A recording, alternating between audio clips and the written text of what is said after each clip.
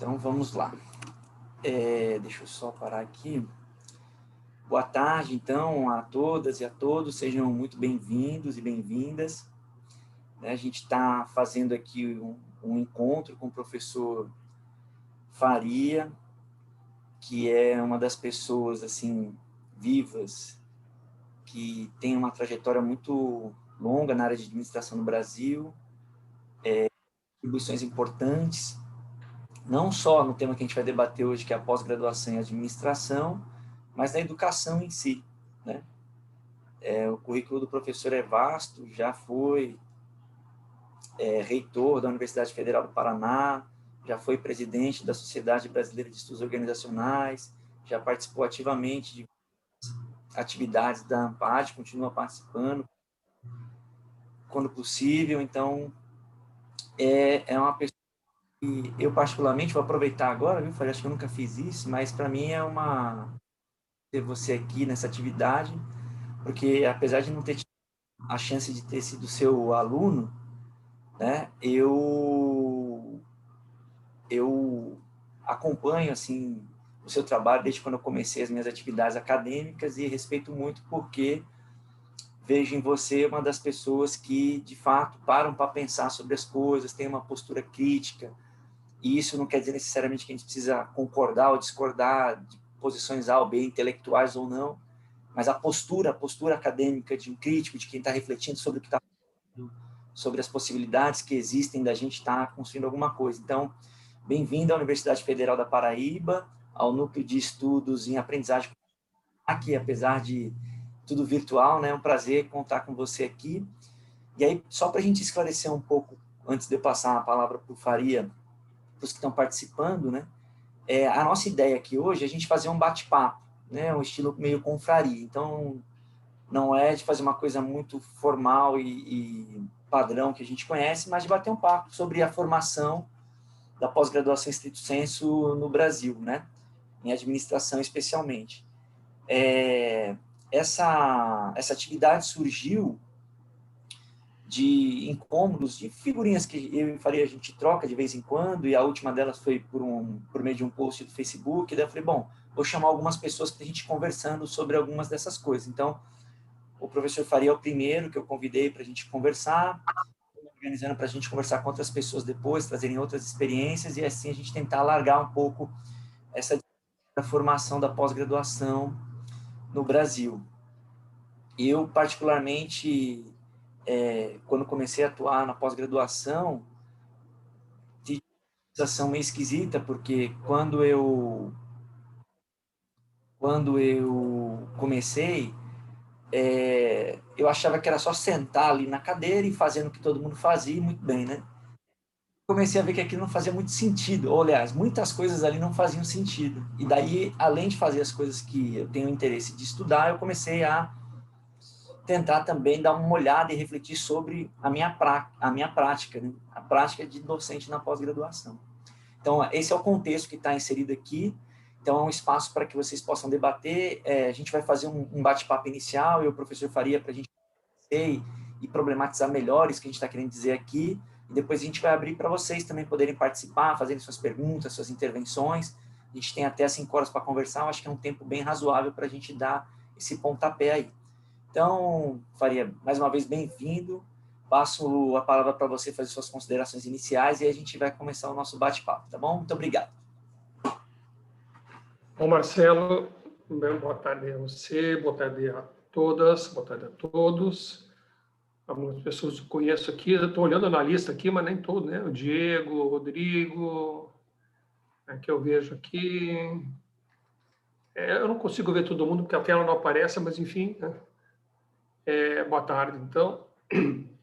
Acho que esse debate, Marcelo, ele é nem debate, né? É uma conversa que nós vamos fazer, porque esse é um assunto bem antigo, né? Quando a gente conversou sobre isso, eu fiquei pensando um pouco na minha trajetória, né? Como é que foi para mim a formação, né? Eu sou economista, né? E acabei me interessando muito por uma coisa chamada interdisciplinaridade, que é uma coisa meio estranha, né? Porque a interdisciplinaridade é uma disciplina, de alguma forma, né? Porque ela não supera a noção de disciplina. E a área de organização, né, que é o nosso campo, né, ela não tem, o objeto não tem disciplina, né? O objeto ele não é nem inter, nem disciplinar, ele é objeto, né? A gente que atribui uma disciplina para o objeto. E eu acabei, na hora de escolher o que eu ia fazer no mestrado, e era uma época diferente, né? Porque eu tive que escolher, quando eu fiz o mestrado, a universidade que eu estava, que era uma universidade pública, ela não me pagou o salário, né? Ela cortou meu salário e me deu uma bolsa da CAPES. A bolsa eu pagava aluguel do apartamento e, enfim, aí você tinha que dar aula em universidades particulares ganhando de forma taylorista, por peça. Era por aula produzida. E eu fui fazer administração, porque eu achei que fazer mestrado em economia não ia me agregar muita coisa. Só que eu cheguei na administração e, logo de cara, eu acabei encontrando o professor Maurício Trachtenberg, que foi lá dar uma palestra, e a minha vida mudou, né?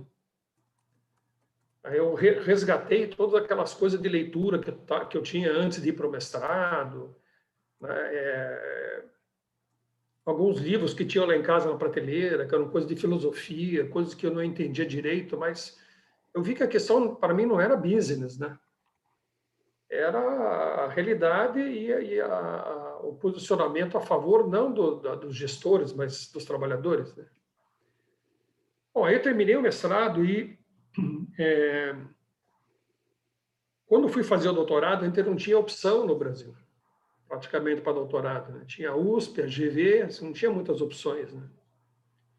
E esses programas de doutorado e de mestrado também, os professores ou vinham de outras áreas, da sociologia, da engenharia, muito da engenharia, da economia, ou eram pessoas que tinham formação no exterior, e basicamente a formação era americana. As escolas de business, né? Do sul da Califórnia, que era a região das pessoas mais iam, né? South Califórnia, onde tinha mais gente, especialmente por influência do Guerreiro Ramos, que andou por lá, coisas assim. Então, pegou-se um hábito de fazer da administração, não administração, mas negócio. Para mim, o conceito de administrar, ele não é administrar empresa.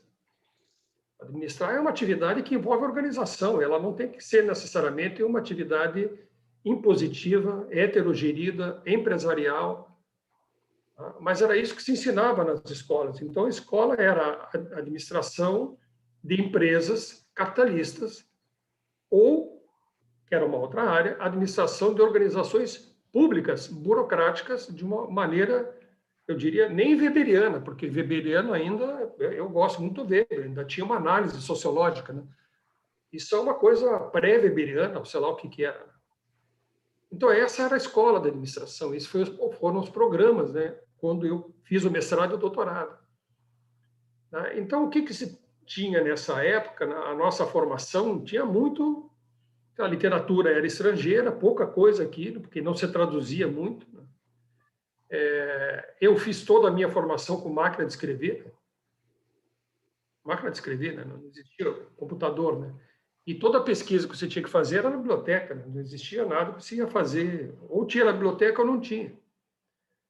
E muitas coisas que tinha na biblioteca você não podia tirar de lá, porque era um exemplar só. Então, você tinha que passar o dia na biblioteca estudando, porque era aquele livro que você tirava, aí você anotava para voltar no outro dia para continuar a leitura na página que você parou. Então, essa era a pós-graduação. Então, de um lado, você tinha uma bibliografia estrangeira, pouquíssimas pesquisas relacionadas à realidade brasileira. Então, a grande questão era a realidade brasileira. Então, tinha um grupo que era ligado ao professor Guerreiro Ramos, né, que era administração pública, etc. E tem uma pessoa que fez uma mudança importante nessa área da administração, que foi o Maurício. O Maurício influenciou o Fernando, influenciou a mim, o Fernando Coutinho também, né, na área da administração.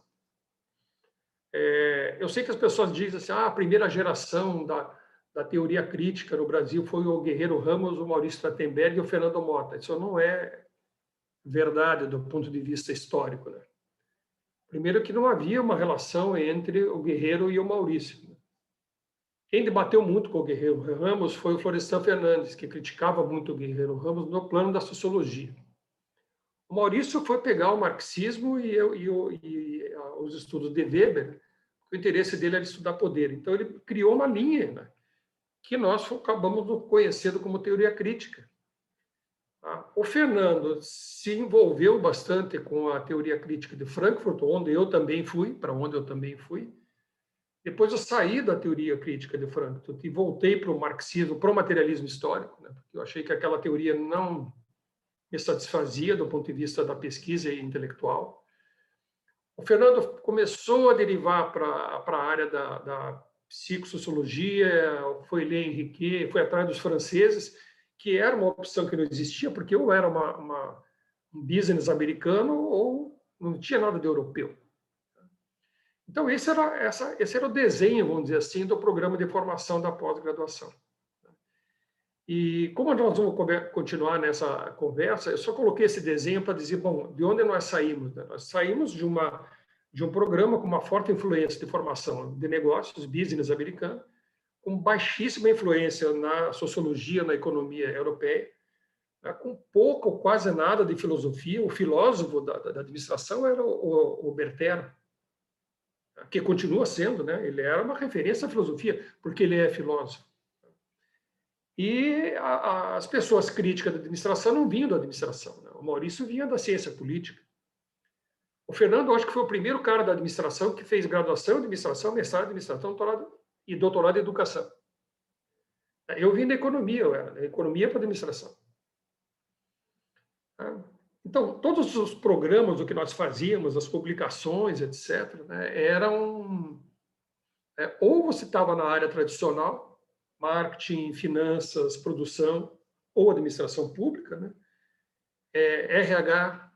Então, a área mais crítica, onde a gente se encaixava, era RH. Por quê? Porque RH pegava a sociologia das organizações, pegava a psicologia do trabalho, entrava, e a própria psicologia do trabalho, a própria sociologia do trabalho, a economia do trabalho, também era crítica, mas também existia muita coisa não crítica, né? Positivista, funcionalista. Não que o positivismo seja crítico, eu sou contra essa ideia de que o positivismo não é crítico. Você pode fazer um bom positivismo crítico. A forma de trabalhar epistemologicamente o positivismo não precisa ser de reproduzir a lógica da realidade. Você pode fazer criticamente uma boa pesquisa positivista, funcionalista. Tá? Eu vejo que são diferentes epistemologias, mas eu não acho que elas são piores. Né? Apenas você escolhe uma linha que você se identifica. Então, a pós-graduação, né, ela começa de uma maneira muito tímida da nossa área, muito aberta, muito flexível, eu diria muito interdisciplinar. Ela começa assim, da forma muito interdisciplinar. E, com o tempo, ela acaba sendo prisioneira, para mim, do pior desastre que acontece na pós-graduação nas ciências humanas e sociais do Brasil, que foi a invenção dos critérios de avaliação da CAPES. Para mim, o pior desastre na pesquisa, porque se aplicaram todos os indicadores, todos os parâmetros que eram aplicados para a física, para a biologia, para a química, para a medicina, né, cuja linha de pesquisa, investigação e publicação é muito diferente da nossa. Você chega na medicina, os artigos têm 5 ou 6 páginas, 5 ou 6 autores, eles publicam numa revista, os profissionais leem e eles publicam em inglês, porque é para o mundo inteiro. Você lê aquilo ali e acessa, e, portanto, já começa a dar índice na revista, porque você acessou. Aí você vai fazer você cita aquilo ali e publica uma outra coisa em cima. Não tem teoria elaborada, você tem um método e um resultado. Método, resultado, método, resultado. E a nossa área exige uma definição de objetivo, qual é a metodologia, porque sempre desconfiaram que as ciências sociais e humanas não são ciência. Então, nós sempre tivemos que justificar o que nós estamos fazendo, explicar qual é o método. Ninguém explica qual é o método na área, eles explicam o procedimento, a técnica. E nós temos que ficar gastando o verbo, dizer, análise de conteúdo segundo o Bardan, né? Análise do discurso segundo. Nós ficamos nos justificando o tempo todo, explicando, né, como é que nós fazemos a pesquisa, para dizer que nós estamos fazendo ciência. E esses critérios, né, eles começaram a ser aplicados à nossa área, né, e a nossa área foi sendo levada, né, para começar a publicar em revista A1 internacional, que ninguém lê. O nosso público, para quem que nós estamos escrevendo? Nós estamos escrevendo, vamos imaginar na área de administração que nós estejamos escrevendo para gestores, para administradores. Os administradores para os quais nós escrevemos não leiam o que nós publicamos em revista 1. Os critérios de publicação não são os critérios de impacto social ou de impacto na atividade, são os critérios de impacto na revista, cujo critério é se uma revista cita outra, etc. Nós ficamos prisioneiros disso. E essa prisão ela foi se criando uma espécie de uma rede que sufoca a gente. Nós estamos agora terminando o período de preenchimento da plataforma Sucupira. A minha hipótese é que mais de 80% das informações que tem ali não servem para avaliar absolutamente nada. Elas não dão nenhum critério. Por que é que se eu publico com o Rodrigo um artigo, por que eu tenho... O Rodrigo, ele não foi doutorando lá na UFPR, então ele não tem o cadastro lá na UFPR. O Diego tem. Então, o Diego, se eu colocar o nome do Diego, já vai aparecer o cadastro. O Rodrigo não tem, embora tenha feito o mestrado, né? Então, ele aparece lá, aí eu tenho que colocar o e-mail do Rodrigo, CPF do Rodrigo. No preenchimento, para que o CPF do Rodrigo e o e-mail do Rodrigo vão fazer na avaliação? Não, mas o Rodrigo tem Lattes? Tem. No Lattes do Rodrigo tem CPF? Tem. Tem e-mail? Tem. Tem Ursite? Tem. E por que eu tenho que preencher tudo aquilo? E você começa a fornecer informação. E aquilo vai para dentro do sistema, monta a tabela, etc. Olha, nós temos hoje de 4 a 5 mil programas e cursos. O governo federal não tem dinheiro para pagar a bolsa. Nós estamos perdendo bolsa, perdendo investimentos em ciência e tecnologia. Eu já fui avaliador da CAPES. A gente ficava uma semana em Brasília com aqueles processos, cada um recebia uma pilha, pegava o processo e analisava. Alguém vai imaginar que nós vamos avaliar 4.500 projetos? Existe comissão que dê conta de avaliar tudo isso? Então, o que eles estão fazendo? Estão passando a avaliação para o próprio programa, passando a avaliação para a própria universidade, porque eles não dão conta de fazer a avaliação, e enchendo a gente de informação burocrática, desnecessária, inútil, que não indicam em nenhum momento a qualidade daquilo que você está fazendo como pesquisador ou como educador. Você pode dar uma péssima aula, se a tua pesquisa pode ser uma porcaria, você publicou em A1, pronto, já fez os pontos. Então, você tem que fazer X pontos. Agora, se o teu trabalho, né, não é publicado numa, mas muita gente lê, não significa nada. Eu publiquei um livro em 2004, que até hoje ainda eu recebo os meus direitos autorais, assim, tipo R$ 80 por ano, porque, afinal de contas, eu não sou, né, autor de literatura famoso. Mas significa que o livro está lá vendendo. 2004. Em 2024 vai fazer 20 anos que esse livro está lá e todo ano tem gente que vai 3 ou 4, mas enfim, tem gente que lê.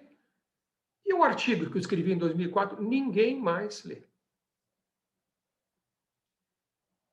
E embora eu tenha escrito em 2004 e o livro tenha impacto em 2005, 2006, 2007, né, ele morreu, porque só publiquei em 2004. E aí você publica um livro, que é um enorme, no meu caso, um enorme de um livro. Você publica aquele livro, são 500 páginas, 600 páginas, uma publicação, que vale 100 pontos, igual um artigo A1, que você escreve com 15 páginas. E aí você pode escrever no outro ano mais um de 15, mas um livro de 600 você não escreve. Então, desvaloriza o nosso principal, no nosso caso, o nosso principal instrumento é livro, capítulo de livro. E eles consideram que o principal instrumento de divulgação é artigo. E você começa a entrar num processo de avaliação de tal forma pernicioso que a seleção para os professores das universidades públicas não se dá mais voltada para a graduação. Os concursos estão exigindo do professor um currículo de doutorado, de pós-doutorado, de publicação. E esse sujeito vai entrar lá na universidade, a última coisa que ele quer ver é aluno de graduação. Ele quer entrar lá na pós-graduação para dar aula para o mestrado e doutorado. Nós estamos abandonando a graduação. Que formação é essa que nós temos? Nós estamos formando mestres e doutores. Nós oferecemos disciplina de didática superior, de ensino superior, para quê? Se o que importa efetivamente é se nós somos capazes ou não de publicar um artigo em inglês. E muitos dos nossos professores ainda fazem aquilo que nós discutimos, né, Marcelo? Me coloca uma bibliografia toda em inglês para o aluno ler. Eu estudei na Inglaterra, eu estudei nos Estados Unidos, nunca me deram nada em português para ler. Mas aqui nós temos que ler inglês. Nem é uma segunda língua oficial, mas você tem que ler inglês, tem que falar inglês. E mais, nós estamos agora oferecendo disciplinas em inglês nos cursos brasileiros. O professor tem que falar inglês, o aluno tem que entender inglês. Meu caro, né? Que ciência é essa? Eu não consigo responder a necessidade das pessoas que estão aqui na minha volta. Nós não estamos nos importando com a necessidade da sociedade, dos trabalhadores ou dos pequenos empresários, enfim. Nós não temos resposta para isso, mas nós podemos fazer belos esquemas, né, para publicar em revistas internacionais. Então, se esse é o critério de avaliação da pós-graduação, eu penso que nós estamos no caminho errado há muito tempo. Começamos de um jeito, começamos com a exigência de fazer bons estudos, e hoje nós somos quantidade. Né? Tem pessoas que dão lá, sei lá, uma disciplina por semana, você lê 7, 8, 9 artigos em inglês. Para quê? Você não trabalha, você lê. Claro que nenhum aluno, sejamos honestos, nenhum aluno vai ler tudo aquilo, vai estudar aquilo, vai ler. Vai passar os olhos, porque não vai dar tempo. Porque ele tem essa disciplina e tem mais umas 3 que ele tem que fazer. Ele não dá conta de fazer. E você não aprofunda a discussão.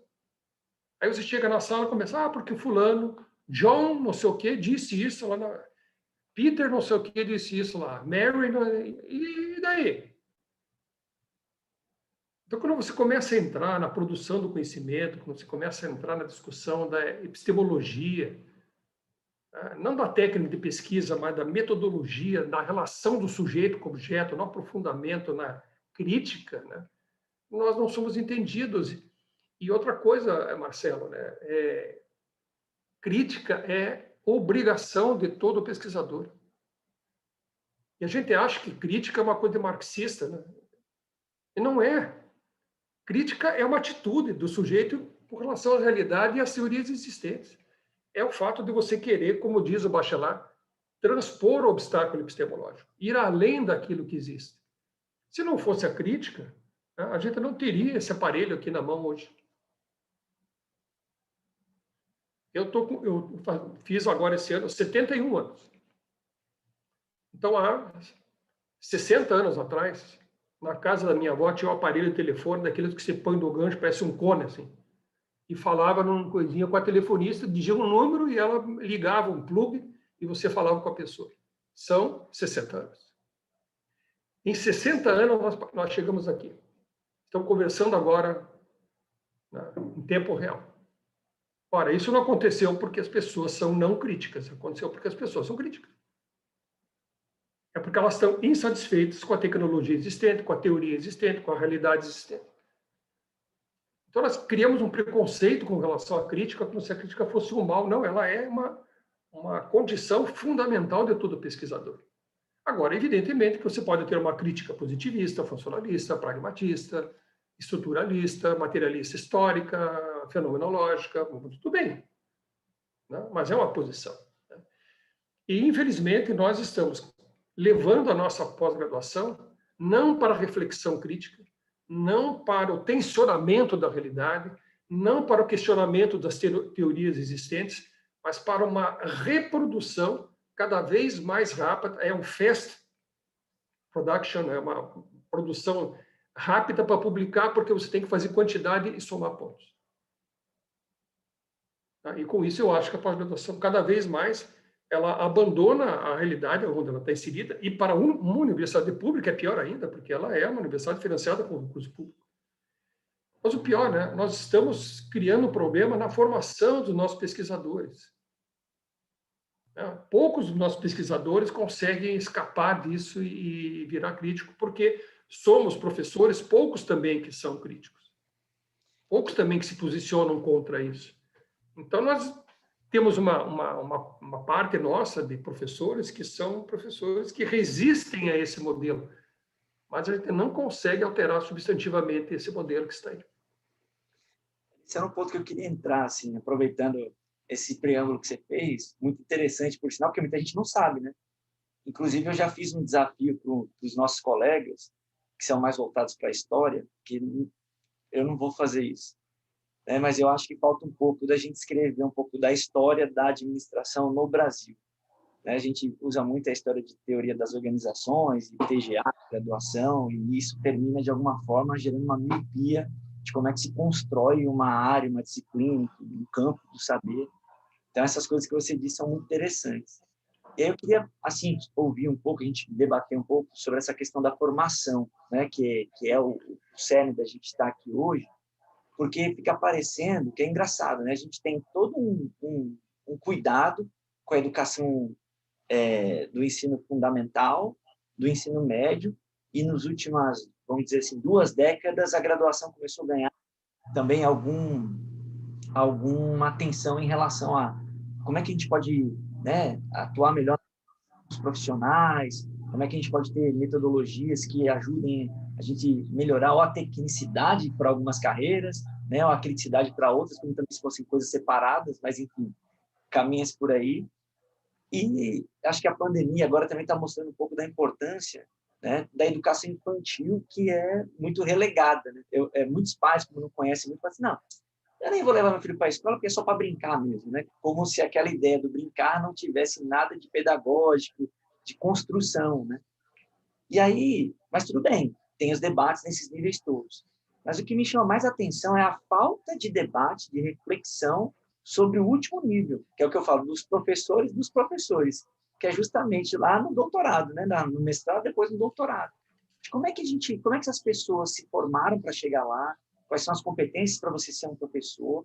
E aí vem aquele debate, esse aí eu sei que você conhece, que você disse que já viu. Quando eu coloco assim, quando a gente mistura pós-graduação, né, com ensino e pesquisa ao mesmo tempo, né, colocando, porque parece sinônimo, né, que se você está na pós-graduação é pesquisa. E aí essa ideia de pesquisa, como a pesquisa tem esse caráter que você diz hoje, utilitarista, fast, né? Então, assim, a pesquisa hoje é fast, ela se dá fast por meio dos artigos, então vamos focar nisso.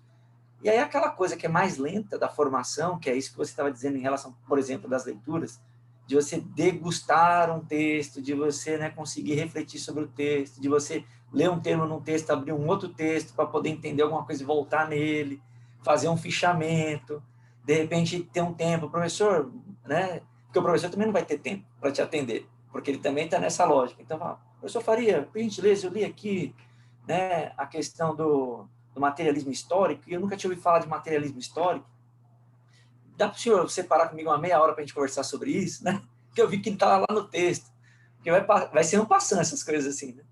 Então, eu queria te ouvir um pouco em relação a isso, essa questão do que a gente faz na pós-graduação, como é que a gente pode se preocupar mais com essa formação desse profissional, que também eu já estava lendo em algumas literaturas internacionais, tem um que eu gosto muito, que chama Leonardo Cassuto. Esse Leonardo Cassuto, ele está lá no... E ele é um dos poucos que eu consegui vasculhando que faz uma crítica sobre a pós-graduação. Ele é da área de humanas, mas ele faz uma crítica mais global da pós-graduação e ele costuma dizer assim, tá, mas o que é pós-graduação? Faz o que isso aí? Serve para quê? E aí teve um cara que eu tinha a oportunidade de conhecer uns anos atrás, que ele também escreveu um texto, esse aí de administração, dizendo que a pós-graduação é uma caixa preta, né? Porque não se sabe bem o que se faz ali dentro. E aí, pegando a experiência que a gente tem, aí eu estou falando de Brasil, né? Com essa ideia, especialmente das universidades públicas, que a pessoa vai para a pós-graduação, escolhe a disciplina que quer dar, como quer dar, né? Essa coisa toda, termina ficando meio Frankenstein essa ideia de pós-graduação. E aí, nesse final de semana, eu estava lendo, que eu acho que eu não vou achar aqui rapidinho, se eu achar depois eu mostro. Mas eu estava lendo educação, eu estava lendo Lucchesi, que é um dos famosos da educação no Brasil, e aí ele tem um livro bem famoso, que é Filosofia da Educação, eu voltei a ler o livro. E aí ele vai falar do senso comum na educação, mas da educação da prática do professor, ou seja, E aí, na pós-graduação é interessante, porque na pós-graduação a gente quer ter todo o rigor com a pesquisa, né? Vamos ter um rigor, tem que ter o passo a passo, tem que montar os protocolos, né? Imagina que você vai liberar alguém para sair fazendo pesquisa sem passar por ali, pela sala de aula, digamos assim. Só que em relação ao ensino, por exemplo, a gente diz assim, não, ele aprende fazendo. A pesquisa a gente não pode aprender fazendo, como era, por exemplo, na origem alemã da coisa, né? A gente pega esse modelo americano, tem que fazer por meio de disciplina, tem que fazer a prova para passar. Agora, ensinar não, ensinar você faz. Ele diz que tem senso comum criado, que tem muito a ver com mimetismo, e é muito interessante que eu já fiz umas perguntas assim, como é que você aprendeu a dar aula? O que você faz? Aí ele fala, não, eu via lá o professor Faria, por exemplo, que eu gostava muito, ele gostava muito que a gente pudesse, sei lá, ler o texto 3 vezes. Então, eu peço para meus alunos lerem o texto 3 vezes, né? Porque eu gostava que o professor Faria fazia isso. Mas aí, sei lá, vamos pegar um outro aqui. A professora Ana Lúcia está aqui, que é do nosso programa, do meu departamento também. A professora Ana Lúcia, de repente, pedia para os estudantes não tomarem café na sala de aula, né? E aí eu achava ruim porque ela não pedia para tomar café, então eu falei, não, isso aí eu não vou fazer não. Como eu achava ruim, não. Vocês podem tomar café na sala de aula. E aí vai essas coisas de senso comum, mimetismo em prova. Uma das coisas do mimetismo que tem na pós-graduação especificamente tem a ver essa questão dos artigos, né? Vocês obriga alguém a escrever alguma coisa sem ter nada para dizer, a priori, né? Fala aí, mas eu não sei ainda, não, mas você tem que falar. Então, eu queria te ouvir um pouco sobre isso, desse processo todo de formação das pessoas, de formar esses críticos que você disse na primeira fala aí. Bom, de alguma maneira, na minha formação, sou de um tempo que a gente lia mais profundamente e menos quantidade. E hoje você lê menos profundamente ou mais superficialmente e mais quantidade. Então, a primeira coisa que eu acho que a gente tem que começar a repensar é a própria estrutura das disciplinas que a gente oferece. A gente oferece ali na Federal do Paraná uma disciplina que agora quem está conduzindo é a professora Natália Reze. O tema é epistemologia. E o tema é uma leitura por semana de um texto, às vezes um pouco maior, um pouco menor, né? Mas o tema é epistemologia. Então, você disseca a epistemologia desde o conceito de conhecimento, conceito de verdade, o que é teoria, metodologia, quais são as dimensões, o que é positivismo, o que é materialismo histórico, o que é... vai embora, você passa por todos os autores. Então, o tema foi aprofundado. Você tem 15 encontros para... Né? E olha, aprofundado, eu estou dizendo, de uma maneira ainda não totalmente aprofundada, porque não dá tempo. Em 15 encontros, você tem autores que eu acho que são muito importantes, por exemplo, né? Descartes é muito importante, mas se for incluir Descartes, se for incluir Spinoza, se for incluir... Aí não dá. Você vai levar 5 anos estudando epistemologia. Então, você faz um grande... Mas você aprofundou o tema. O que eu vejo é que tem muitas disciplinas que elas dão uma profunda discussão. Na verdade, elas são multitemáticas. Então, cada aula é uma coisa, parece que não tem ligação com a outra, cada aula é um conjunto de leituras em que você vai lendo, né, no raso. E isso, para mim, não é uma formação. Na verdade, isso é um conhecimento generalizado. Você não está formando uma pessoa que se debruça sobre um tema. E isso acaba gerando, no próprio aluno que vai fazer o doutorado, né, ou mestrado, a sua dissertação, a sua tese, né, um desvirtuamento da condição da tese ou da dissertação. Esse aluno, ele quer colocar na parte teórica da sua dissertação ou tese todas as teorias que ele leu e que não agregam nada ao que ele está fazendo. E o que já todo mundo já leu, mas ele põe lá, porque como eu li, tem que colocar ali. Eu sempre gosto de usar o exemplo da construção do edifício. Né? Você precisa colocar os andaimes para fazer subir o edifício. Você não vai morar num apartamento com andaime, né? Então, nós, como pesquisadores, fazemos todos os andaimes teóricos para construir nosso edifício teórico. E aí colocamos todos esses andaimes, que é tudo que nós lemos, dentro do texto. Todas aquelas tábuas, prego, tijolo que sobrou, a gente coloca dentro do texto. Por quê? Porque nós não aprendemos a ler as coisas que tem que ler para tirar o essencial daquela leitura. Tá? E dizer se nós queremos ou não queremos utilizar aquela leitura. Eu estava agora, há pouco, conversando com um orientando meu, e nós estávamos falando sobre mais-valia. Tem uma publicação que saiu pela Civilização Brasileira, 3 volumes, Teorias da Mais-Valia do Marx. Esse livro, na verdade, é rascunho do Marx. Ele não era para ser publicado. É rascunho. Aí eles acharam os manuscritos, publicaram em livro, em 3 livros. O Marx pretendia, se tivesse continuado, né, vivo depois, transformar esses 3 volumes num livro, lá no final, para poder fechar o Capital. Que ele não conseguiu, porque ele nem publicou o volume 2 e 3, e nem o 4. Aí eu fico olhando, claro, levou 10 anos para escrever o primeiro volume do Capital. Então, tudo aquilo que ele escreveu sobre a teoria da mais-valia está ali. Dos seus antecessores, dos seus contemporâneos, ele estudou um por um, colocou o que esse cara diz, o que eu estou dizendo que ele diz, quais são os problemas que ele está colocando, quais são as contradições, o que isso está levando, ele está dizendo isso, mas não está vendo aquilo. E são anotações dele estudando e escrevendo. Nós perdemos essa condição de chegar e ir atrás, quer dizer, você tensionar aquela teoria lá para poder tirar Aí quando você pega aqueles 3 livros, você vai lá no Capital, você tem alguns capítulos. E ele vai colocar em pé de página os autores que falam daquela... Sim, mas esses autores, ele leu todos eles. E às vezes eu chego... tem um artigo, por exemplo, diz assim... a teoria da não sei o quê, aí o cara põe 5, 6 autores. Eu te digo que, na minha opinião, ele não leu aqueles autores.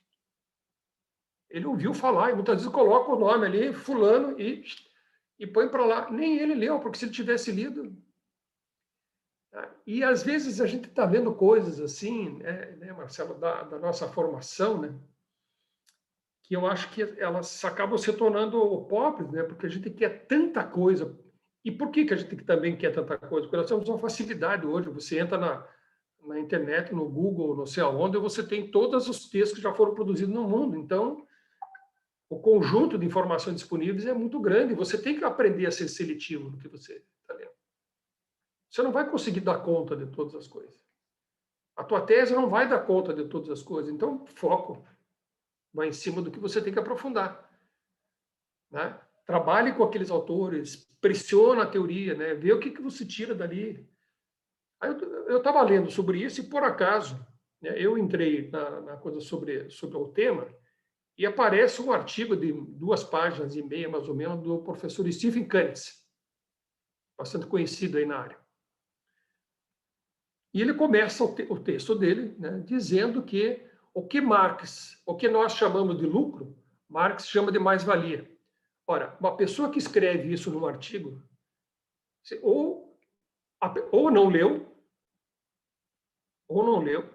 eu vou assumir até assim, educadamente, que ele não leu, porque isso é uma idiotice que não tem tamanho. A primeira coisa que está escrito no livro Teoria da Mais-Valia do Marx é exatamente isso.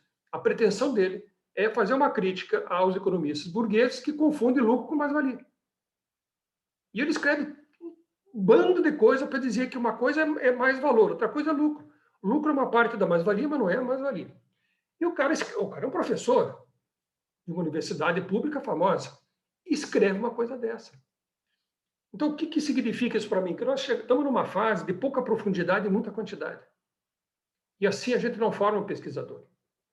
E outra coisa importante que a gente precisa entender, assim, para o nosso projeto de pesquisa não é o projeto de doutorado. O tempo epistemológico, o tempo que a gente usa para investigar, ele vai além do tempo do doutorado.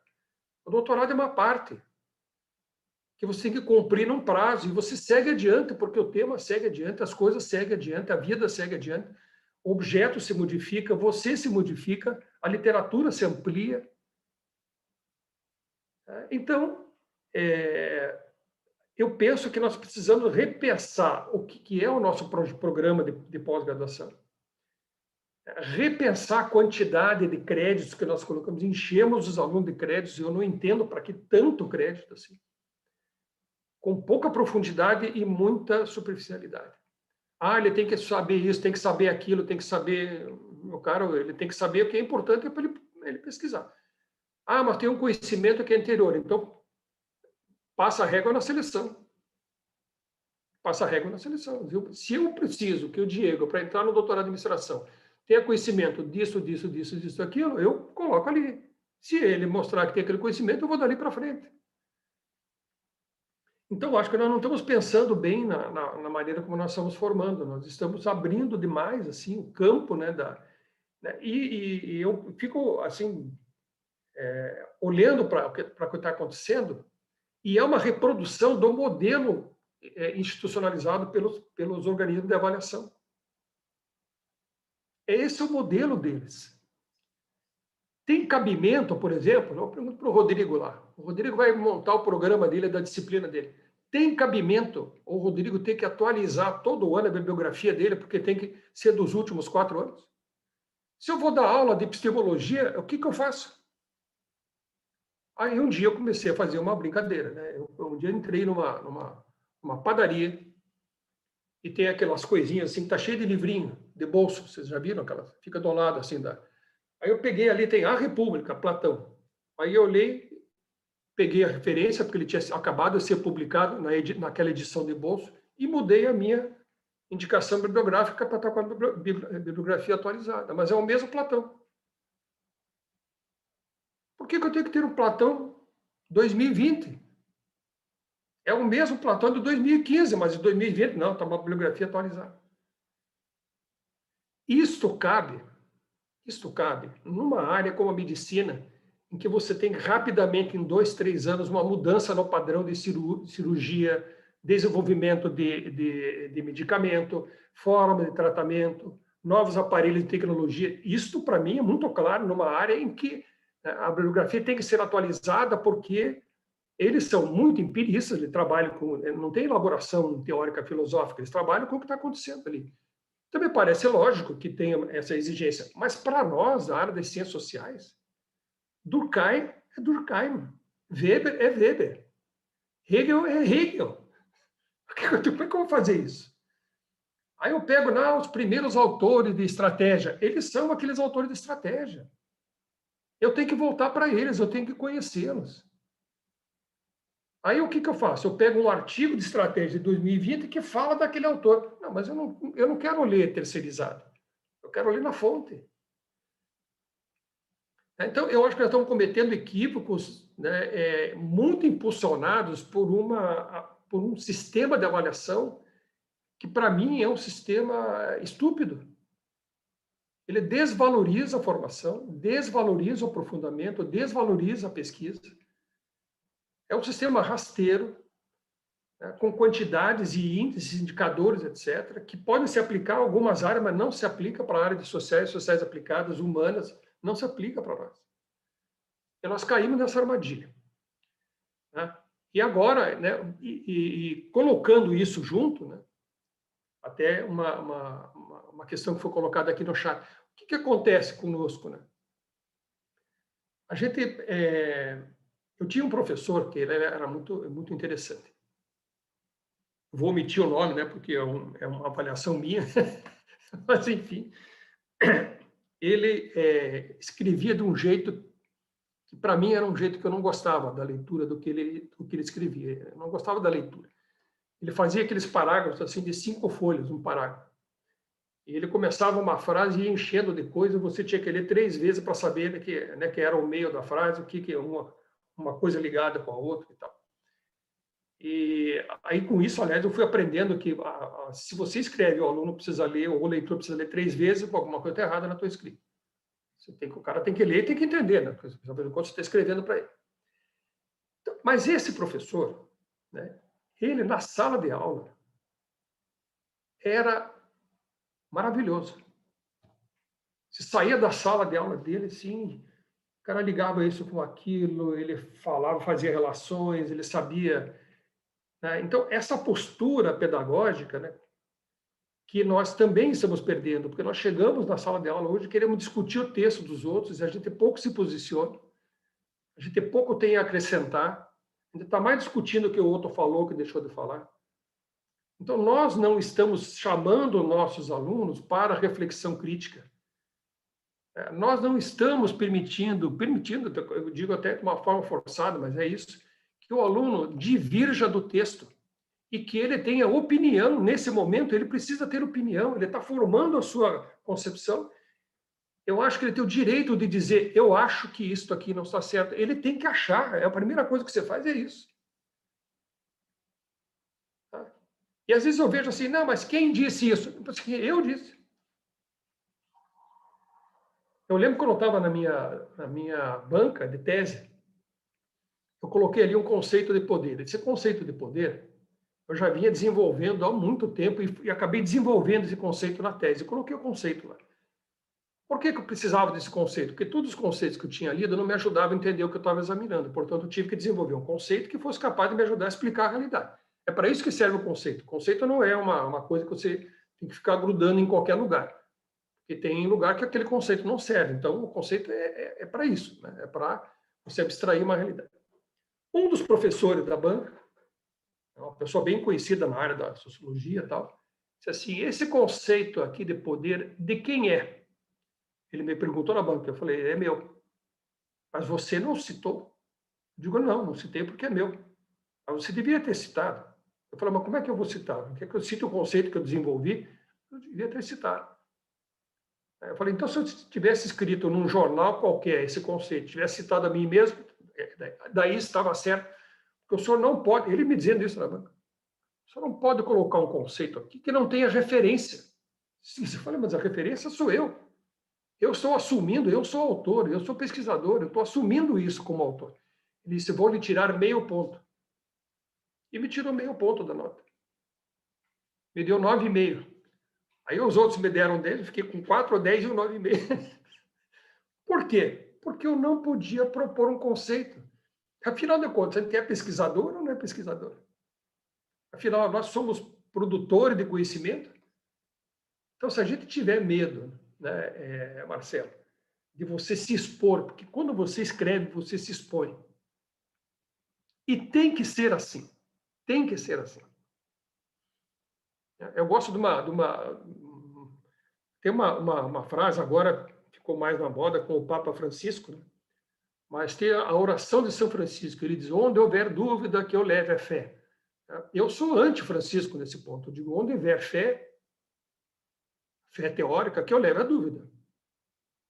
Eu acho que a nossa função não é garantir que aquela... A nossa questão é questionar aquilo ali. Então, eu vejo muitas vezes nas coisas que eu escrevo, que colegas meus que são do mesmo campo que eu, são materialista histórico ou marxista, porque são diferentes coisas. Né? Marxismo é uma coisa, materialismo histórico. Né? Tem os marxistas autosseriano, marxista funcionalista, etc. Aí ele disse assim, para mim, que eu escrevi um conceito, ele disse, mas isso não... O Marx não escreveu esse conceito. Eu falei, o Marx não escreveu. Eu escrevi. Esse conceito, você está fazendo uma reforma na teoria do Marx. Eu não estou reformando nada, eu estou colocando o meu conceito. Infelizmente, eu não consegui encontrar com o Marx quando eu estava estudando para perguntar se ele aceita que eu escreva esse conceito ou não. E o Chico Xavier não fez essa intermediação para mim, para falar com o espírito do Marx. Então, eu estou propondo. Então, se não está escrito lá no fulano, não pode. Não. A gente tem que propor coisas novas. A gente tem que quebrar a cara. É assim que as coisas avançam. E aí alguém que fez isso antes, né? Aí você pega o cara e diz assim, pô, fulano disse, mas aquele fulano, quando disse, também levou, também teve críticas em cima dele. Ou nós vamos achar que, por exemplo, o Habermas nunca foi criticado. Eu critico o Habermas por vários motivos, mas você tem que respeitar o Habermas. Eu posso criticar o Russell, mas o cara é ótimo. Tem um sujeito que eu não sou hegeliano, mas eu admiro o Hegel profundamente. Então, você pode admirar o autor, embora você não tenha que concordar com ele. Então, eu penso assim, que a nossa pós-graduação, ela entrou num sistema de avaliação que está perdendo a natureza crítica, perdendo a profundidade, perdendo o objetivo, que para mim são dois grandes objetivos, que é produzir conhecimento e transmitir, ou ter uma atitude pedagógica e educacional. Não adianta só se produzir conhecimento. Como é que você vai trabalhar isso na sala de aula, na formação dos alunos da graduação? E eu penso que esse nível que nós estamos, que é o nível do doutorado, né, que forma professores para graduação, mestrado, doutorado, talvez nós estejamos, que é uma hipótese que eu tenho, formando professores com baixo nível de profundidade teórica, que vão ensinar os alunos com baixo nível de profundidade teórica. Que pegam os alunos, pegam uma literatura que eles tiveram, vão levar adiante sem nenhuma crítica àquela literatura. Eu tenho um exemplo que eu uso bastante, que é o livro Paradigma Sociológico do Burrill Morgan. Na minha modesta opinião, é um dos piores livros que eu já li na minha vida inteira. É um conjunto de equívocos. É um planetário de erros. Eles fizeram esse livro honestamente, eu não estou colocando nenhuma questão de honestidade na produção do livro. Eles fizeram corretamente o livro, mas há um problema generalizado no livro, tá? Porque eles reduzem todos os paradigmas a modelos e a modelos fixos. Eles fazem uma crítica ao funcionalismo e eles fazem uma proposta funcionalista. Eles eliminam daqueles modelos deles, por exemplo, funcionalismo, ele é uma crítica ao positivismo, mistura o marxismo com o humanismo radical, é uma barafunda. Ora, o que acontece? Nós pegamos esse livro, lemos o livro, não lemos criticamente o livro, porque nós não vamos atrás, né, da inspiração, Thomas Kuhn, onde ele até não faz esse trajeto, e depois a gente continua usando esse livro, e coitado do aluno, o aluno tem 4 opções para enquadrar a dissertação dele, e ele acha que ele tem que enquadrar numa daquelas 4, ele não tem que enquadrar nada, aquilo é só uma proposta de leitura. Ele diz, será que eu sou funcionalista ou sou humanista radical? O que importa, né? O que importa é se ele tem uma coerência epistemológica na produção do conhecimento. Então, aquilo que era uma forma de explicar os paradigmas tornou-se um modelo para fazer, e a pessoa acha que é modelo para fazer. E isso vem, né, no mesmo caminho que eu penso que talvez seja uma das grandes desvirtuamentos, né, que nós cometemos. Né? Eu tenho conversado, estou vendo a Natália, e agora conversado muito com a Natália, há tempo que a gente conversa sobre isso. Uma coisa é metodologia da pesquisa, outra coisa são técnicas de pesquisa. Epistemologicamente, método. O Marx escreve sobre método, o Hegel escreve sobre método, o Russell escreve sobre método, William James escreve sobre método. Ninguém escreve sobre técnica. A técnica pode ser qualquer técnica, desde que você tenha um método. E aí nós pegamos o nosso livro de metodologia, que são, na verdade, livro de tecnologia da pesquisa. São técnicas aplicadas à pesquisa, e não tem uma reflexão metodológica. Porque a reflexão metodológica, ela é ontológica, ela é epistemológica. Então, nós pegamos a técnica, quando a gente manda um artigo para uma revista, eles querem saber qual é a técnica. Se você disser que seu método, né, é um método materialista histórico, ele não quer saber se o seu método é materialista histórico, se é fenomenológico, né, se a sua hermenêutica é uma hermenêutica do Paul Ricoeur, do Gadamer. Se você fala, não, eu vou seguir uma hermenêutica, isso é um método. Então, ele quer saber quando é que você foi lá, como que você aplicou o questionário, quais são as garantias que você tem para que aquilo ali... Meu caro, mas isso é técnica. São técnicas. A gente usa as técnicas. Tem que usar as técnicas. Tem que usar. Para que você possa ter garantia no resultado. Mas eu posso, com métodos diferentes, usar a mesma técnica. Tá? Como a gente não conhece o método, a gente não conhece a dimensão epistemológica, a gente não conhece a ontologia, não conhece a história da ciência, não sabe de onde as coisas vieram historicamente. Tem um autor que todo mundo conhece, que chama-se Talcott Parsons. Talcott Parsons. Esse sujeito, ele escreve vários textos, livros, etc., sem nunca ter ido ao campo empírico como nós o conhecemos. Eu acho que ele seria um autor reprovado no nosso programa. Porque ele não aplicou nenhuma técnica. Mas ele começa o primeiro livro dele dizendo que o campo empírico dele eram as teorias. E ele pergunta, se eu posso, ele diz isso, se eu posso analisar um documento e ele ser empírico, se eu posso analisar um discurso e ele é empírico, por que eu não posso analisar uma teoria se ele é um documento? Por que isso não pode ser um campo empírico? Por que a teoria não é empírica? Eu estou falando do Parsons. Que muita gente tem jogado no lixo, Parsons. Não tem que jogar no lixo. Olha lá o que ele fez, tem coisas boas lá. Agora, eu discordo do procedimento dele, discordo da maneira como ele analisa. Não tem problema nenhum. Mas você tem que olhar para lá e dizer, esse cara colocou o dedo numa ferida que até então ninguém colocava. Porque a sociologia achava que empírico tem que ser aquele campo da empresa. E ele diz, não, o empírico para mim, ele diz, se eu pego Durkheim, que estudou suicídio, esse é um documento para mim empírico. Eu estou estudando a teoria do Durkheim.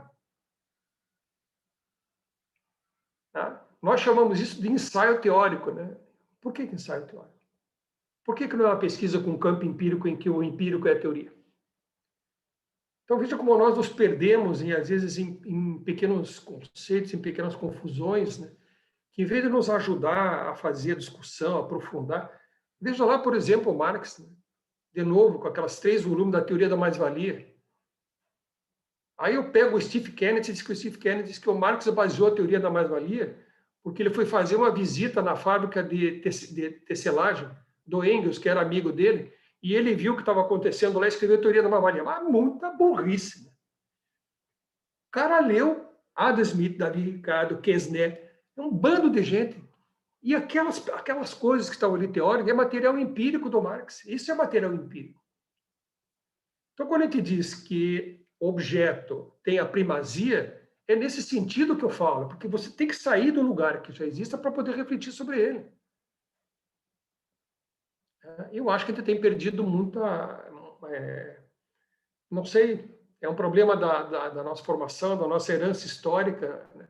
Eu acho, Marcelo, que a gente precisava fazer uma análise crítica da história da formação, né? Porque muito da nossa formação tem a ver com a forma americana de estudar empresa, a forma americana de construir teoria, não é a forma alemã, não é a forma francesa, não é a forma europeia. Eles são pragmatistas, utilitaristas, em sua grande maioria, que é o que domina a filosofia americana, é o pragmatismo, o que não significa nada de ruim, ao contrário, só que tem outras coisas além do pragmatismo. E nós pegamos e trouxemos o pior do pragmatismo, que é o pragmatismo empirista sem reflexão. Não é nem a utilidade da coisa, nem para que a coisa serve, não são essas questões que os 3 colocaram no pragmatismo. É a coisa bem utilitarista, também na pior versão do utilitarismo. Então, essa formação que nós tivemos é que colocaram nossos primeiros professores de mestrado e doutorado no nosso programa de mestrado e doutorado, e eles criaram uma linha. E o pessoal que não caminhava nessa linha, que vinha de uma orientação mais europeia, o caso do Maurício Attenberg, o caso do próprio Guerreiro Ramos, que embora ele tivesse ido para os Estados Unidos, a leitura dele era a Rússia, a leitura preferida dele. Você pega o Fernando Mota, você pega professores, né? Eles vêm de uma leitura outra que não aquela leitura americana do business. E esse grupo é marginalizado nos programas, porque ele não pertence ao marketing, não pertence a RH, não pertence à produção, não foi colocado de lado. Né? E se reproduziu toda uma teoria americana. Eu penso que isso matou a nossa capacidade de fazer análise. E nos nossos programas, a gente não consegue olhar para essa realidade e pensar criticamente sobre a construção da sociedade e o lugar que a administração tem ali, mesmo na construção de uma sociedade capitalista avançada ou desenvolvida.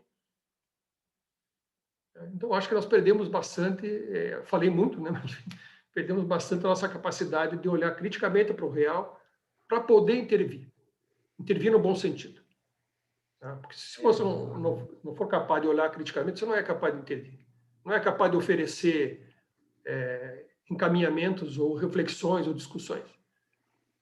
Eu não vejo, por exemplo, alguém que escreve, publica em inglês umas coisas que não são importantes, sentado com pequenos empresários, explicando para eles como é que eles vão enfrentar a crise do consumo. E a pessoa não sabe fazer isso. Mas ele sabe discutir, são as grandes teorias da financial theories, as grandes aplicações, o ciclo não sei das quantas, mas ele não sabe dizer ali para o comerciante então, o que ele faz. essa questão da crítica é muito importante, de fato, né? Como diria Foucault, a gente está criando corpos dóceis dentro da pós-graduação, sendo que eles não deveriam ser dóceis, eles deveriam ser arredios, né? Vamos aproveitar, então vamos abrir a palavra para o pessoal, que tem muitas provocações, tem muitas ideias, de repente eu acho que tem muita gente querendo fazer alguma pergunta, alguma colocação, está aberto aí para quem quiser, fiquem à vontade. Estou vendo aqui, Natália, Carlos Eduardo está quietinho, Rodrigão.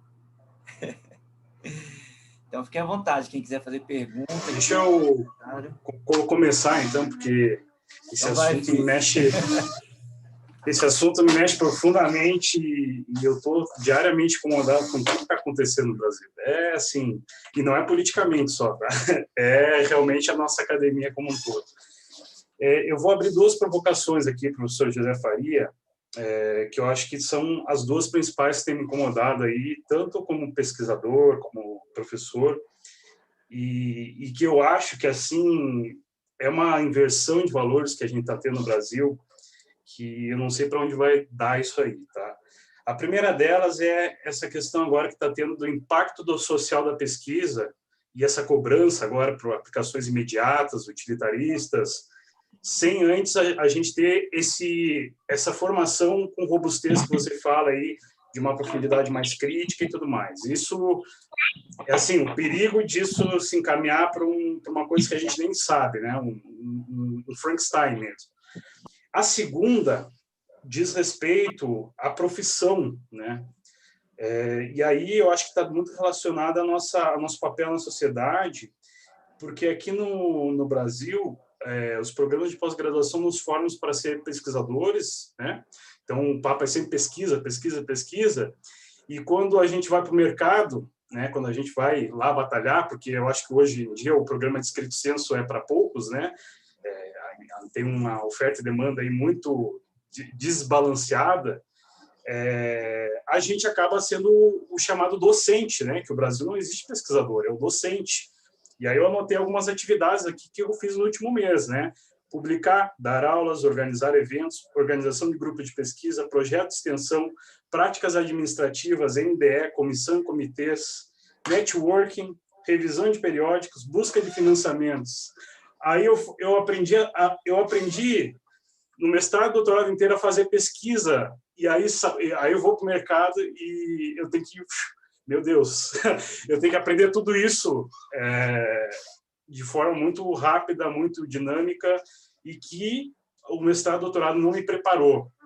Tá? Então, esses dois pontos, impacto social, que estão se exigindo agora, e que eu acho que vai assim, liquidar com um pouco de crítica que a gente tinha, porque ainda não na minha visão, é muito igual à sua, não se sabe ainda fazer metodologia, epistemologia, não se tem uma preparação adequada, e para se ter um impacto social da pesquisa, né, que é da pesquisa, não é só o impacto social puramente, senão a gente está sendo aqui voluntarista, né,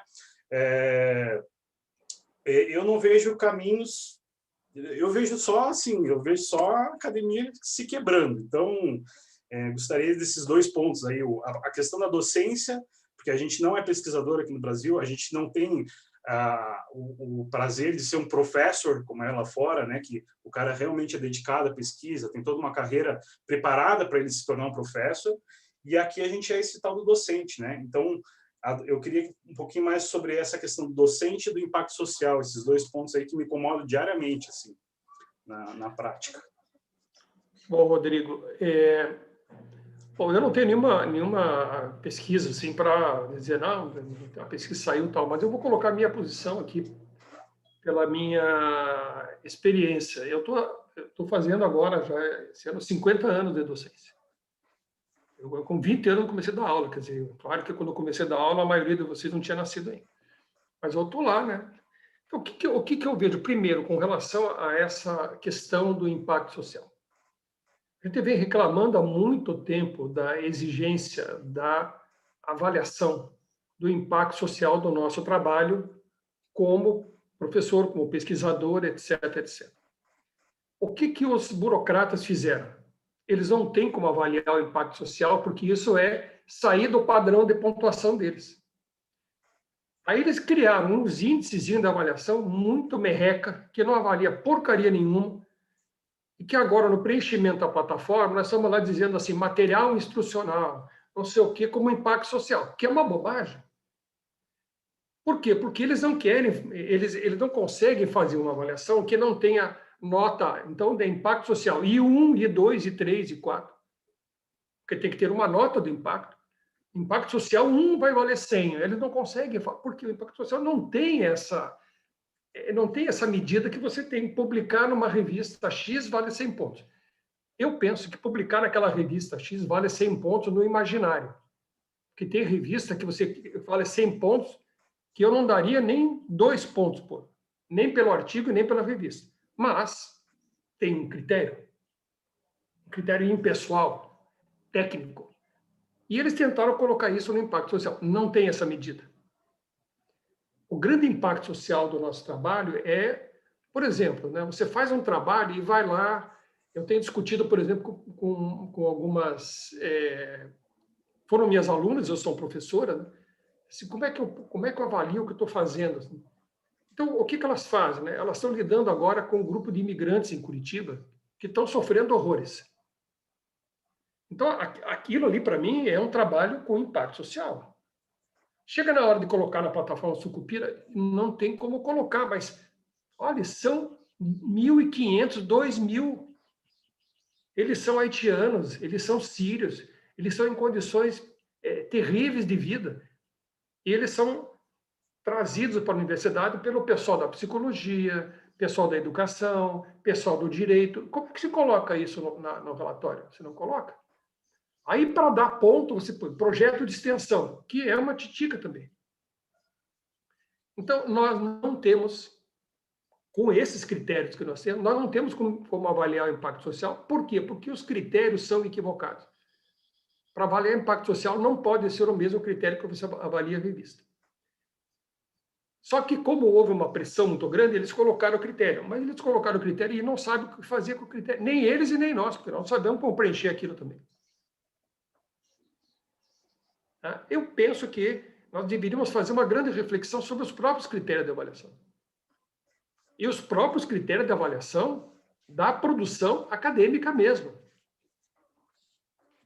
Eu penso que tem livros que têm muito mais impacto que artigos, e você conta 1/5 do ponto do livro, não sei o quê, porque é um capítulo. Bom, mas um capítulo do livro não é um artigo numa revista? Qual é a lógica? Ah, não, porque avaliação por pares. Nós sabemos como é que é a avaliação por pares. E muitas vezes os pares, né, são ímpares para nós, né, quando eles nos avaliam. E são pares para alguns e ímpares para outros, depende de onde eles estão. Então, para mim, o processo da avaliação ele é um equívoco global. A avaliação é equívoco. E essa avaliação ela está se impondo à nossa graduação. O professor da graduação é desvalorizado. Quem é valorizado é o professor da pós. E o professor da pós, do mestrado, doutorado, começa a não querer mandar aula na graduação, porque é um incômodo para ele ficar sentado com 50 alunos, dar tarefa, corrigir prova, coisa para a qual ele fez o concurso. Aí ele põe o seu orientando para fazer esse trabalho para ele. Orientando como ele está precisando ser reconhecido, ele dá aula de tudo quanto é coisa que aparece na frente. Ele vai lá, faz todas essas coisas. E você perdeu o vínculo com a formação. O vínculo com aquele aluno que ele tem. Ele não é um cara cheio de teorias, ele é um cara cheio de dúvidas. E você tem teorias para ele, e essas teorias não explicam nada. Então você fica assim, é uma encheção, perco meu tempo, aquela. Sim, claro, você está acostumado a aula para doutorando, que lê o teu texto antes, que vai discutir com você o texto do Hegel. Aí você vai dar aula de introdução à economia para o cara. Oferta e procura. Dá o exemplo do preço do arroz e do feijão na feira, quando estava discutindo o ser em si, o ser para si do Hegel, o absoluto, o relativo. Aí você vai dar aula de arroz e feijão. Mas você tinha que fazer isso, né? Dar aula de arroz e feijão. Quando eu dava aula para graduação, o que para mim, na minha perspectiva, né? Eu peguei uma disciplina, nem sei se existe mais, a Natália, era economia e organizações, economia e sociedade, economia aplicada, uma coisa assim, era esse nome que dá. Que a gente criou esse nome porque o pessoal vinha dar aula de introdução à economia e ficava dando aula de Adam Smith de oferta e procura, tal. O conceito de elasticidade já era muito profundo. Elasticidade, preço, demanda. Eu sou economista. A aula de microeconomia. A microeconomia é um problema. Não, a microeconomia é a teoria da empresa, do custo da empresa. Ela pode ser muito crítica se você pensar em custo mínimo, custo médio, né? Alteração da composição do custo, etc. O que eu fazia com os alunos? Eu falei, vocês vão ser administradores. Eu estou na tua segunda pergunta. Vocês vão ser administradores. Vocês não vão ser economistas. Então, o que vocês precisam? Saber pensar. Então, os nossos alunos, eles têm que ter o domínio de ferramentas técnicas? Tem. Eu acho que você pode dedicar 2 anos para eles dominarem as técnicas que eles vão usar amanhã na empresa, no mercado de trabalho. Mas o principal que, para mim, que se exige no mercado de trabalho do administrador é a reflexão sobre a realidade para poder usar os instrumentos e agir sobre ele. E nós não estamos ensinando, não estamos trabalhando com o nosso aluno a reflexão crítica, ou pensar sobre o problema, analisar o problema. O nosso planejar, organizar, dirigir, controlar, nós não temos a autoavaliação, a avaliação do seu fazer, olhar crítico para o que faz, saber ligar as coisas da realidade, que isso exige uma capacidade de reflexão e não uma capacidade de aplicar instrumentos técnicos que estão no manual. Porque eu posso ter um manual, quer dizer, eu posso abrir uma caixa de ferramenta, aqui do lado tem chave de fenda, alicate, mas eu nunca usei uma chave de fenda. Que não adianta a ferramenta se eu não sei o que fazer com ela. Então, primeiro, eu preciso ter essa concepção para ver qual é a ferramenta que eu uso. Então, na tua segunda pergunta, eu diria, o que eu fazia com meus alunos? Eu pegava uma notícia de jornal, levava lá para a sala e colocava lá. Vamos ler isso aqui. O Brasil teve queda nas exportações, não sei o que, ele dava a notícia. Aí disse, agora, vamos lá, alguém me explica. Eu acho que tá porque caiu na exportação, porque está vendendo mal, porque não está conseguindo. Eu falei, então vamos esmiuçar. Queda na exportação. Aí um dos conceitos para explicar a queda na exportação, ou aumento na exportação, é câmbio. A variação da taxa cambial faz o produto ficar mais caro, mais barato lá fora. Aí eu colocava o conceito de câmbio, explicava como é que a moeda desvalorizava, como é que era o câmbio, subia e descia, o valor de equivalência, né, tal. Daí ele disse assim, agora vamos olhar de novo a notícia. Ficou mais claro? Eu falei, sim. Então, eu não preciso dar aula de moeda. Não é isso. Eu tenho que olhar, os alunos, olha, para isso existe economista, mas eu consigo pensar naquilo que eu estou vendo. Eu estou vendo hoje uma situação de desemprego generalizado, terceirização, todo mundo virou empreendedor, que parece empreendedor é um empresário, não é um empreendedor schumpeteriano, o cara está se virando nos 30. Tá? E aí eu vejo a pessoa fazendo passeata, como eu vi agora aqui. Os empresários fazendo passeata porque eles querem trabalhar. Não, eles não querem trabalhar, eles querem colocar alguém para trabalhar. Agora, eles querem que a atividade deles abra para eles ganharem dinheiro, mas eles não pensaram que as pessoas que vão na atividade dele vão morrer. Ele não faz a conta. Ele aplaude a reforma da Previdência, diz, agora não sei o quê, mas ele não está percebendo que com a reforma da Previdência o mercado consumidor dele diminuiu, que o consumo das famílias caiu, que ele não está vendendo o produto dele. Então, essa capacidade do administrador de olhar o mundo de uma maneira crítica, elaborada, para poder tomar uma atitude frente a essa realidade, para mim é a grande chave da formação do administrador. E ela não precisa ser para empresa privada, pode ser para qualquer tipo de organização. Em que você avalia a realidade criticamente e consegue se posicionar. Vai errar? Sim, vai errar. Então, quando algumas vezes eu ouço, porque o pessoal na prática, daí fica aprendendo teoria, chega aqui e não sabe nada. Não, eles não sabem nada porque o mundo não é um lugar para você sair aplicando técnicas. A realidade do dia a dia é um lugar para nós. A realidade do dia a dia é um lugar em que você precisa refletir. Nós todos aqui. Você, para ir lá dar aula lá, você tem que andar um tempão ali na cidade de carro e tal. atravessar um trânsito. Esse caminho é um caminho de reflexão nesse dia a dia. Tá? E a gente não está conseguindo fazer relação entre o que está acontecendo no mundo e as decisões que eu tenho que tomar, que é a coisa mais importante que você vai fazer como administrador. Nós não sabemos lidar com a diferença, nós não sabemos lidar com o conflito. Nós aprendemos técnicas de RH, mas não sabemos lidar com o outro. A gente não tem empatia. Percebe? Assim, eu acho que a tarefa do administrador ela é muito importante numa sociedade, muito mais do que a gente imagina. Mas o que foi colocado para nós como tarefa é muito técnica e pouco importante. Eu acho que reduzir o nosso lugar é uma coisa, uma aplicação qualquer um é administrador. Assim como todo mundo entende de futebol, todo mundo entende de administração. Então, as duas perguntas, que elas são ligadas, né, elas se referem ao mesmo tema. Elas se referem ao mesmo tema. O impacto social seria a nossa capacidade de refletir sobre o mundo social e poder agir nele. Nós nem avaliamos o impacto, porque não sabemos, né, e nem formamos as pessoas para a reflexão.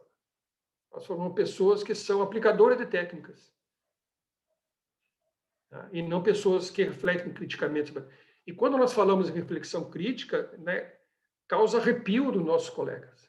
As pessoas ficam cheias de coisinha na pele, erupções na pele, crítica, porque para eles, crítico é o inferno. Né? Todo crítico é um comunista que não deu certo na vida, que vem criticar a vida da gente. Né? E nós perdemos a nossa condição de olhar para a realidade mais simples.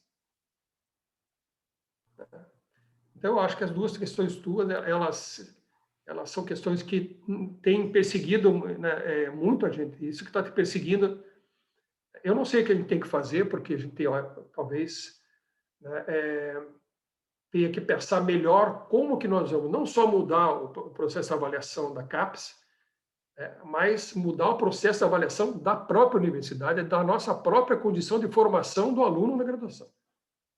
E parar de exigir do professor da graduação que ele tenha o perfil do pós-doutor. Ele pode ser pós-doutor. Ele pode e deve ser um pesquisador. Ele pode e deve fazer atividades de extensão, que não são cursos de extensão, atividade de relação mesmo com a comunidade.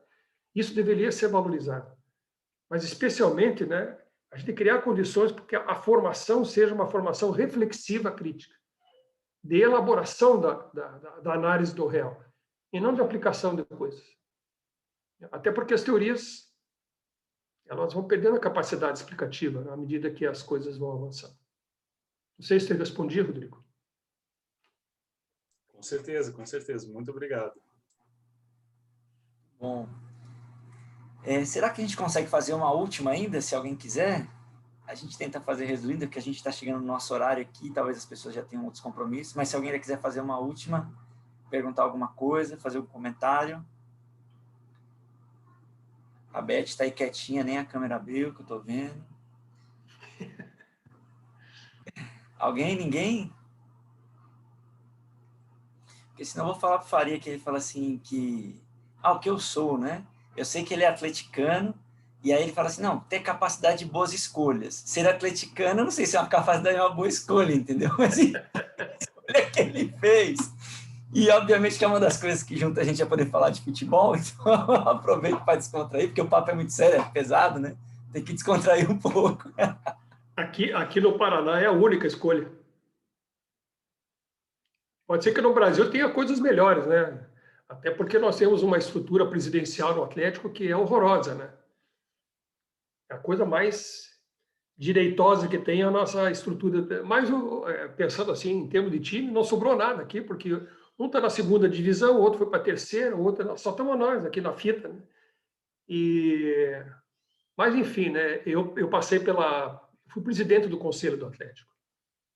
Então, eu passei por dentro da administração. Né? Aquilo ali é um negócio. Quando o jogador entra para jogar em campo, eles são guri, né? 20 anos, 21, 19, 25, eles entram para jogar e para ganhar o jogo, eles entram. O treinador entra, as pessoas... Mas fora sujeito mais ingênuo fez pós-doutorado em Bangu 2. É o mais ingênuo que entra no futebol. Se você for mais ingênuo que isso, você só vai levar ferro. Aquilo ali, cara, é um mundo, sim, é muito mafioso. É muito, sabe? Tem muita coisa que rola ali, interesses de patrocinador, interesse da televisão, etc. E o pior é que eu sei de tudo isso e continuo torcendo, né? Isso que eu fico bravo comigo mesmo. Assim, como é que eu perco o meu tempo torcendo? Me aborreço, fico triste, sabendo que é tudo aquilo. Isso não é nada. E continuo torcendo, digo, mas eu me pego alienado. Perdi minha capacidade crítica. Quando o Atlético joga, eu perco minha capacidade crítica. Todo mundo achou que o Faria era o marxista, materialista histórico e tal, e não sei o quê. Aí, ó. Tá vendo como é que a gente pega o ponto fraco da pessoa? Sou materialista histórico atleticano. Isso, é uma nova versão, muito bem. Nova versão. Gostei dessa daí. Muito bem, Faria. Eu quero, então, agradecer você pela fala, pela participação. Acho que é muito enriquecedor a gente poder ter um pouco da história viva, né, da nossa área no Brasil, e por isso que eu fiz questão de registrar, inclusive, gravado, porque vai passando o tempo e a gente vai perdendo isso, né? E como eu disse, eu já sou fruto de gerações que tiveram aulas com outras pessoas, né? Então, é sempre bom, como você disse, a gente ouvir na fonte, né? E a generosidade de poder compartilhar, passar um pedaço dessa tarde com a gente é muito bacana. Espero que o pessoal também tenha gostado. Os que conhecem, eu sei que teve gente que já teve esse privilégio, né? Natália, tal. Inveja de você, ó. Mas, Rodrigo, mas Diego. Eu tive esse privilégio e agora ele me abandonou. Durante mais ou menos uns 5 anos, eu fui aluna do professor Faria na disciplina de epistemologia, e ele dizia que estava me preparando para um dia sair. E eu achava que esse dia nunca ia chegar. Aí, a última edição dele ocorreu na minha licença maternidade. Quando eu voltei, né, estava sozinha. Mas nunca é sozinha, né? Porque o professor Faria é sempre meu interlocutor. Então, ouvi-lo sempre é uma grande alegria, uma grande aprendizagem, né? Acho que... Desculpa meu sonzinho de fundo aqui. Ela pode. Mas, assim, isso que ele coloca, né? Eu acho que é uma crítica urgente e necessária que a gente precisa fazer e levar para várias instâncias, né, Marcelo? Porque eu acho que a gente tem discutido um pouco isso nas instâncias políticas também, né? Da nossa representação, e eu acho que cabe a nós fazer reverberar essas ideias, né? Que talvez o professor sempre fala, eu estou saindo, né? Mas acho que se a gente teve a oportunidade de passar por essa trajetória, eu acho que cabe a nós fazer o legado acontecer continuando pensando, né? Que eu acho que essa é a nossa grande tarefa. Isso aí. Muito legal. Então, pessoal, mais uma vez, obrigado. Faria, muito obrigado. Fiquei muito feliz. A gente continua os debates, quando tiver outras oportunidades. Tem um lado ruim da pandemia, o lado ruim da gente não poder se encontrar presencialmente, né?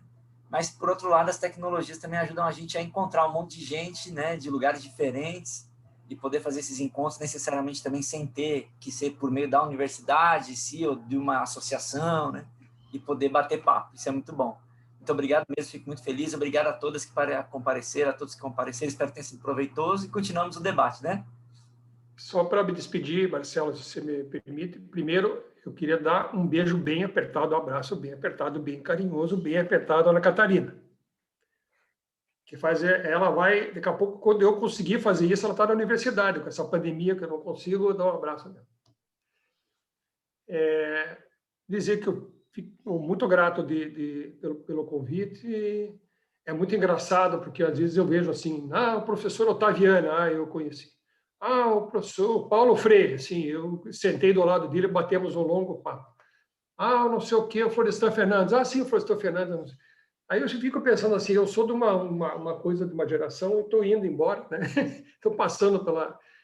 E as coisas são muito presentes, né? Você vive uma história. Talvez eu tenha tido o privilégio de passar por um momento em que as coisas se reorganizaram no Brasil, que depois do golpe de 64, que esses intelectuais saíram e voltaram e começaram de novo a refletir, né? E eu acho que isso me deu a oportunidade de pensar criticamente o mundo, e talvez essa tenha sido a grande coisa que eu pude ter. Talvez eu não tivesse, se tivesse uma formação diferente. Então, eu acho essa mensagem que eu deixo, né? Da gente poder ter essa condição de refletir criticamente, independente se você é um positivista, um funcionalista, um fenomenólogo, etc.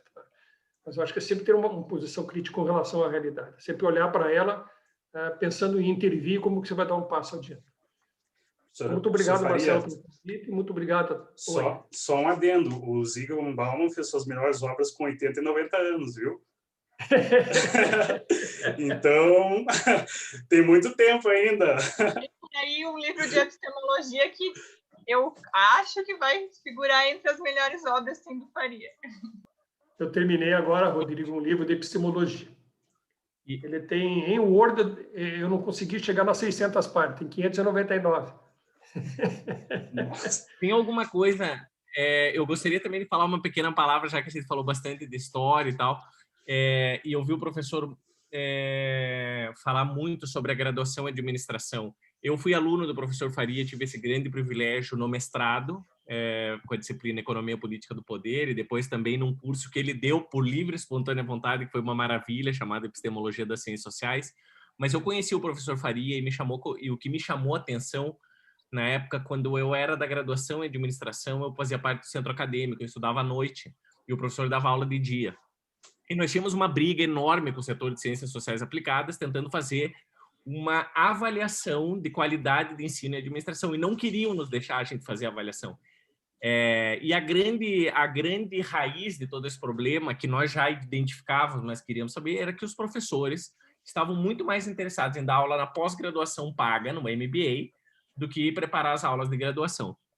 E a gente, depois de muito custo, muita briga, conseguimos passar essa avaliação, e o professor Faria teve uma nota que era 9,8, ou seja, quase todos os alunos deram 10. E eu falei, nossa, eu comecei a ver, né? Eu não conhecia o professor Faria naquele momento, né? E isso os alunos da graduação.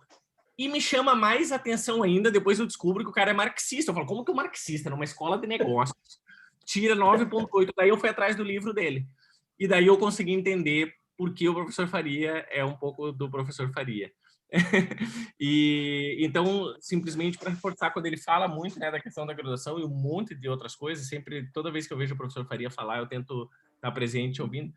Isso não é simplesmente uma reflexão intelectual, isso foi a prática dele como professor, né? Ele era um excelente professor na graduação, no mestrado, no doutorado. Inclusive, até hoje, que eu estou aqui em Madrid, se eu leio alguma coisa e mando uma mensagem para ele por WhatsApp, ele me dá uma aula que eu deveria gravar isso, podcasts do professor Faria.